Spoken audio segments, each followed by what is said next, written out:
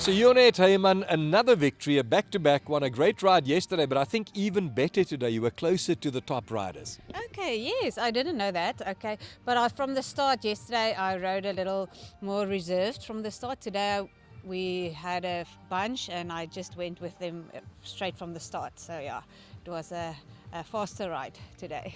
Less technical, I think, more open today. Yes, it was fast flowing, but the technical section that they referred to, Klipspringer, was quite technical, and yeah, I would have preferred having my trail running shoes here and rather running than biking there.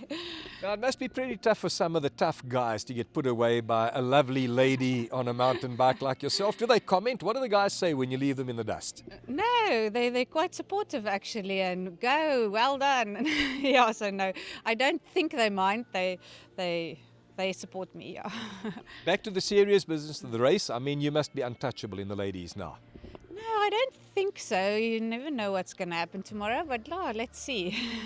So Isak Strauss, in 2019, the last renewal of this race, you spent the last 10 meters of the 227 kilometers on all fours crossing the line after quite a bad crash with your teammate and the eventual stage winner. Today's stage ended exactly the same. What are your thoughts on having looked at the footage there? Johnny, the other day I did another race that was a 100 miler. And I didn't have a good race. I fell twice. And I got off the bike and I just said it wasn't my day. And then I watched the highlights a week later or 2 weeks later on TV. And a guy finished the race an hour later than me. And he had broken his back. He was a motorbike rider. And he was cycling this with his hands.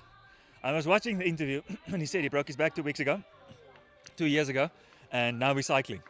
And it just brought back to me, at least I can finish the race on both my legs. I'm fine and I can finish the race.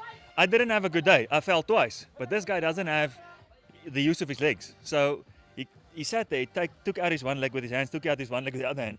And that'll be my motto going forward. Then that same day that we fell, I had a very bad day. I still have both my legs. I still have both my arms. I'm still cycling today. So it doesn't matter how hard my day was. That guy doesn't have his legs.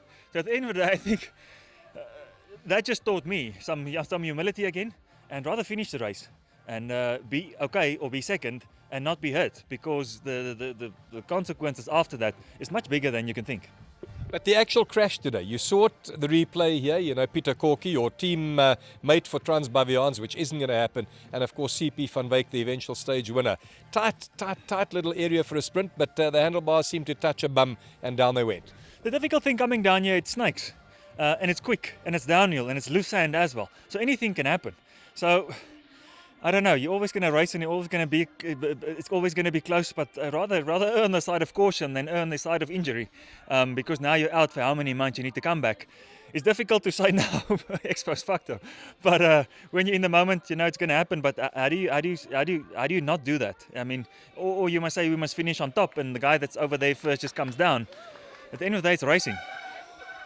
Well, what an eventful day two this has been. In fact, the Queen stage of the 2021 Trans-Augrabies, which saw CP van Wyk and Peter Corky in a absolute breathtaking finale to the line.